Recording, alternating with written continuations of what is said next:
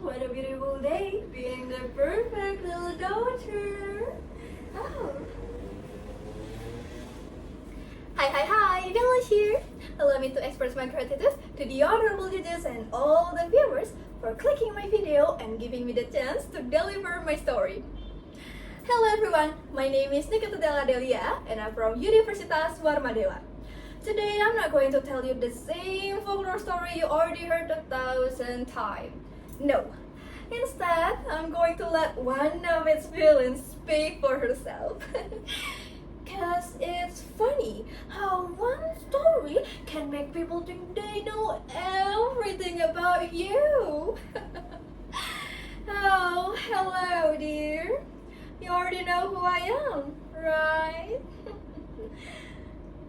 Oh, do I have to introduce myself again? Fine. I am Bawang Merah. Yes, I'm the pretty sister, I know, I'm such a diva. So, where should I start the story? Yes, the beginning. When my mother finally married with Putih's father, we actually looked like the perfect family.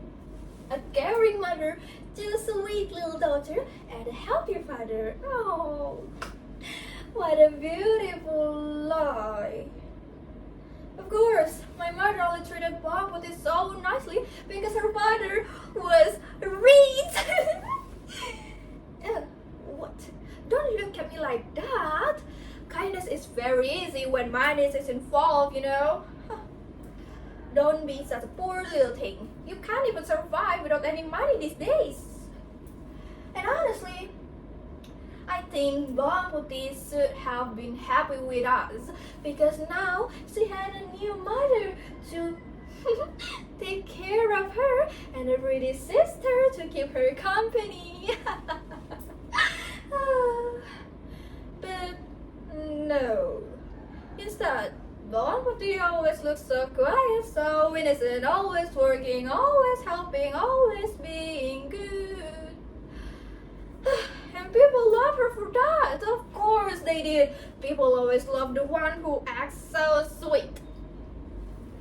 But luckily, my mother is on my side. She always said that I am the better daughter. She always defended me. Always. When Bawang Putih complained, my mother would simply say, don't be dramatic. Your sister is tired, okay? So she can help you with that chores. Tired, she said. Oh, here I am doing nothing all day long. Meanwhile, Bawang Putih did everything around the house. She cleans, she cooks, she washes the clothes till everything looks spotless. See the difference? It's fair enough, right? I think so. What a beautiful day, being the perfect little daughter, doing nothing all day long. Oh, alright, I'm sorry. I know you guys don't have all day to listen my story. So, let's cut the chase and let me tell you where things get interesting. One day, my mother asked Bawang Putih to wash the clothes at the river. As usual, but somehow Bawang Putih said that one of the clothes carried away by the current. Ugh. Personally, I call that clumsy. She said she was panicked. She followed down the river and found an old woman holding the exact clothes Bawang Putih looking for. And you guys know what? Do you think that old woman gonna give back this clothes just like that to her? Of course no, because that old woman asked Bawang Putih for help first. She asked Bawang Putih to do all her house chores. Look, I'm not the only one is greedy here, okay? And became a little angel she is, Bawang Putih immediately agreed. And looks like she spent way too much fun at that old woman's house because Bawang Putih came back late in the evening. Yes, late in the evening when when the sky is already dark outside. Completely forgot about our lunch and dinner. We're starving back home, okay? But you guys know what? That little thing brings a small little pumpkin. Yes, Mom Putih carried back a small little pumpkin. She said that old woman actually offered her a bigger one too, but being the sweet little angel she is, she brought the smallest one because this is easier to carry. Typical. But we're starving at this point, so we cut it open, hoping we could eat some gold! Gold, there's lots and lots of gold. Wait. Oh. I'm sorry, I didn't know you're still here, Bawang Putih. Fine. Here you go, take some coins. Mother, look at this! We are rich now! Oh wow! My mother nearly fainted on the spot looking this much gold.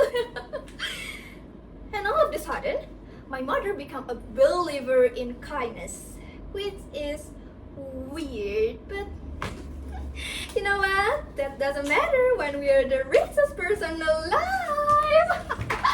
Oh dear. And then, you think the story gonna end just like that? When there's still another pumpkin waiting for me? No way, because right at that second, my mother looked at me all serious and she said, "Oh, Bawang Merah, this is your turn now." Say less, mother, I know exactly what that means. Because the very next morning, I came to the same river. I let one of my clothes drift away. I met that old woman and helped her just like Bawang Putih did. Well, reluctantly, because let's be honest, I wasn't born to scrub the floors and cook soup for strangers. But I did it anyways, even though that old woman seemed like do not like me. But what's the problem with that? I only came here for the biggest pumpkin, for the gold. And when that's the time, that old woman offered me the pumpkins. Oh dear, there's not even a single hesitation in me.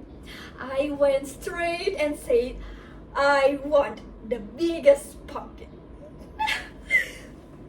Oh, look at you, so big and happy. But obviously, I asked for the biggest pumpkin. I worked so hard mimicking Bawang Putih all day long. I deserve this pumpkin, even if it means I have to carry this heavy thing back to home. But so yeah, I carried this giant pumpkin home, and my mother already waiting for me, beaming with excitement. I could not wait to see more gold in this. Where's the gold?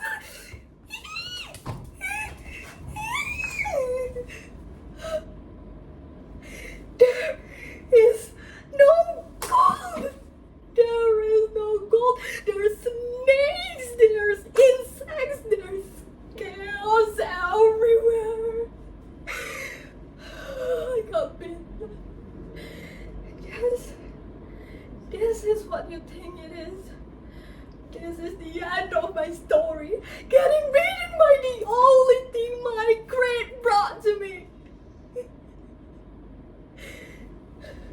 Probably this story wasn't about pumpkin or gold. This story is about how greed and jealousy can turn a person into an unfortunately